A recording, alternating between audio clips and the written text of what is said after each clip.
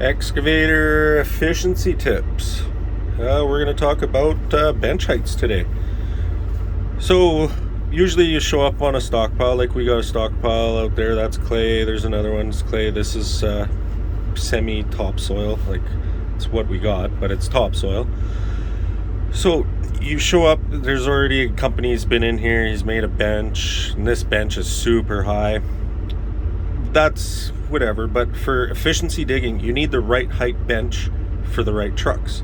So if you're doing rock trucks, that doesn't really matter because it's pretty easy to load a rock truck.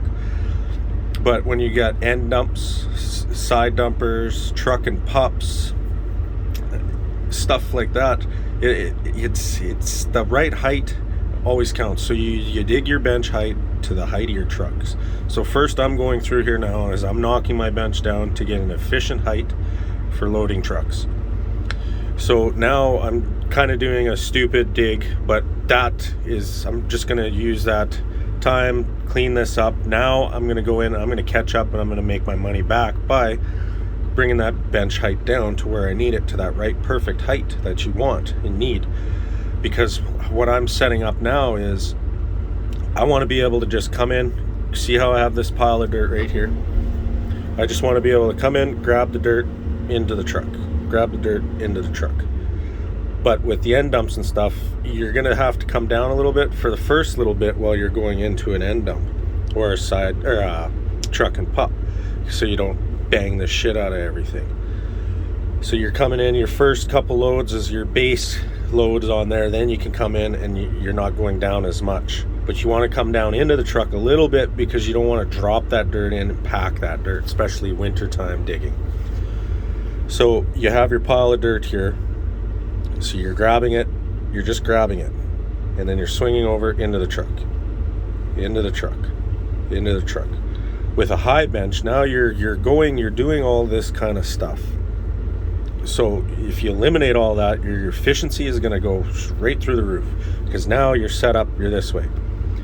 Even though you got a lot of trucks, you don't have time to do that. Well, you still can. You can make it work. You got to figure out your time, cycle, your trucks. Everybody's got to work together. It's got to be like a chain on a bike. It's all got to work. So you have your bench height. Now you're coming in here and you're digging into it. Well, now you have your right bench height. So now picture this, your right bench height. Here, I'm just coming into the trucks, dumping into the trucks. Well, now you have your pile here is getting kind of down low. Well, you might have to go down, but usually it's set up where you don't. You got a nice stockpile to load a couple trucks. So now when the truck drives away, you go down, you do your quick cleanup. Now you go down. While you're loading trucks, never bring your bucket down to the ground. Do the high stuff.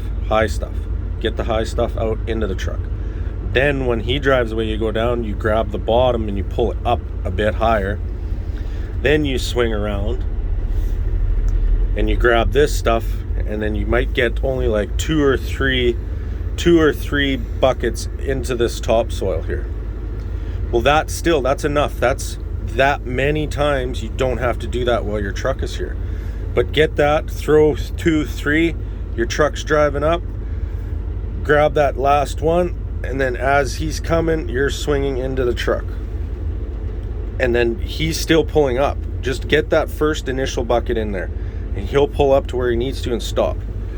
Say it's a side dumper and end dump. Well, they're longer, so you need that right height. But here, I'm going to try and load with my elbow and give you a quick little video. I don't have YouTube setup stuff, so I'm doing this. I'm literally elbow on the joystick holding the phone.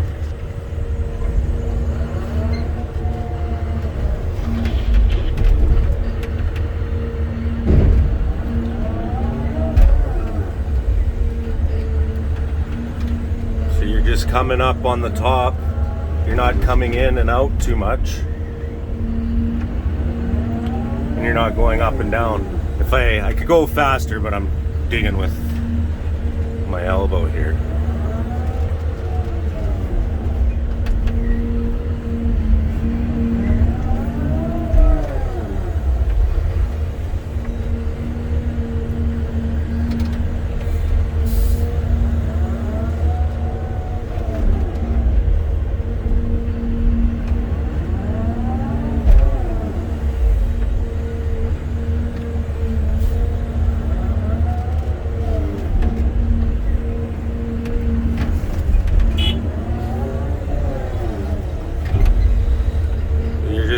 grabbing that pile from the top, and then it's nice and loose. You're not pulling, you're losing time pulling and doing all that other stuff. It might feel like you're just burning up fuel and all that, but you're gonna make your money and your efficiency and your cycle times.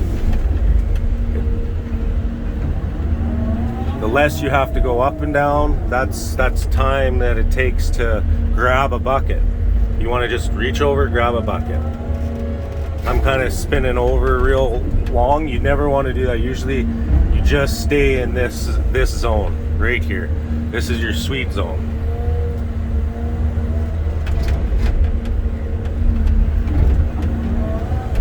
Sorry for the camera work, but I don't have all the gear. I'm holding my phone. I'm not a video guy, I'm a dirt mover. So now the truck drove away. Now picture another truck's coming down the road. Okay, so now you're gonna swing over. You're gonna grab a couple loads, throw them over here.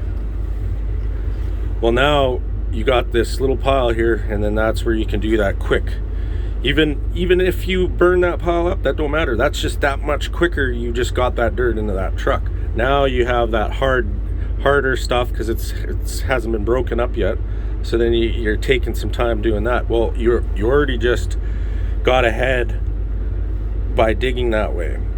And then with your height, you're just swinging in. If you're coming up and down, you want to eliminate that. Set your bench up perfect so you're not going up and down, up and down, up and down. And don't try to clean up while you're digging. You're burning up too much time for that truck sitting there. You want to get that truck out, get the dirt in it, get them in there. If you got no time for the trucks coming in, you do have enough time to slowly reach out and clean that, and then grab, boom, boom. And if you don't have time with trucks, what you do is you do short strips, longer strips. I see a lot of operators, they like doing big wide swaths. This right here should be red, just like on a gauge for loading trucks. Picture from here to here is your red zone. Here's your white, here's your green. So here's your money making digging. So if you can get everything over here quick enough, efficiently, so you're not messing with your truck cycles, then do it. But if you don't, then just dig from here to here, straight down, next strip over, straight down.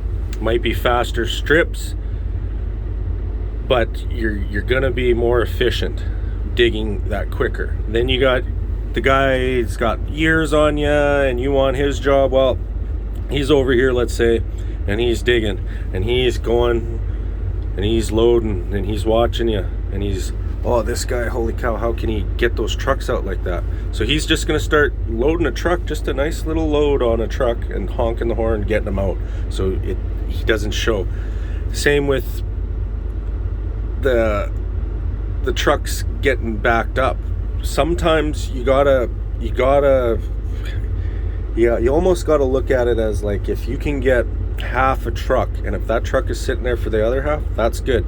Quarter truck, it depends, but I try to be around that half a truck cycle. Sometimes if the truck's coming and he's waiting, well, that job calls for one truck. Don't get that guy out of there. It sucks, but that's business.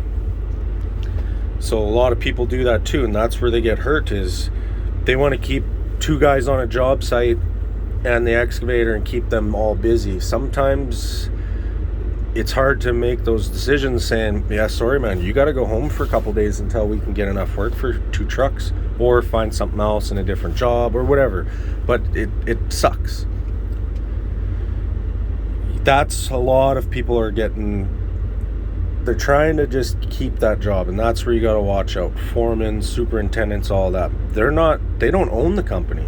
They're not going to sit there. They're going to be more out for the guys, trying to keep that group.